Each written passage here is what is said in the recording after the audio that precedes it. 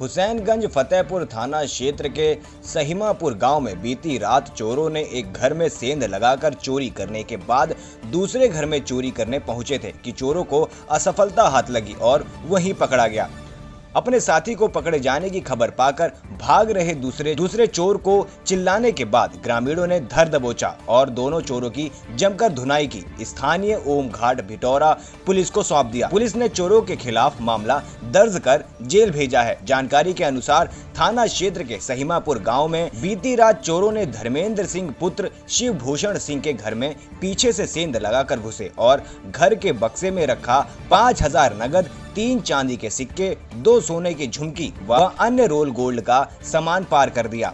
चोरी करने के बाद चोर गांव के ही मेन रोड के समीप बने घर में धावा मारा। यहां गांव के सूर्यभान सिंह पुत्र पीताम्बर सिंह के यहां चोर घर में दीवार फांद कर घुसे और कमरे के अंदर एक चोर घुस गया तथा दूसरा चोर बाहर खड़ा था। इतने में ही गृह स्वामी की आंख खुल गई और कमरे के अंदर कुछ आवाज आने की आहट हुई तो उन्होंने दरवाजे की कुंडी बाहर से बंद कर दिया और फिर उसे पकड़कर धुनाई करने लगा। तभी बाहर खड़ा दूसरा चोर भागने लगा तो ग्रामीणों ने उसे भी पकड़ लिया।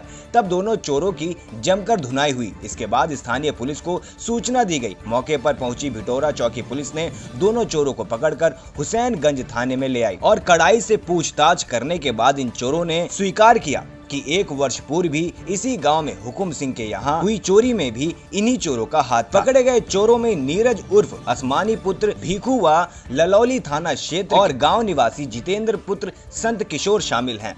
चोरों के पास से सहीमापुर गांव के एक घर में चोरी किया गया सामान भी मिला है, जिसे पुलिस ने गृह स्वामी को बुलाकर वापस कर दिया और पकड़े गए चोरों के खिलाफ मुकदमा दर्ज कर जेल भेज दिया है। प्रभारी निरीक्षक निशिकांत राय ने बताया कि सहीमापुर गांव में चोरी की नियत से गए हुए थे और वहां पकड़े गए कुछ सामान बरामद हुआ है। चोरों के खिलाफ मामला दर्ज कर जेल भेजा गया है।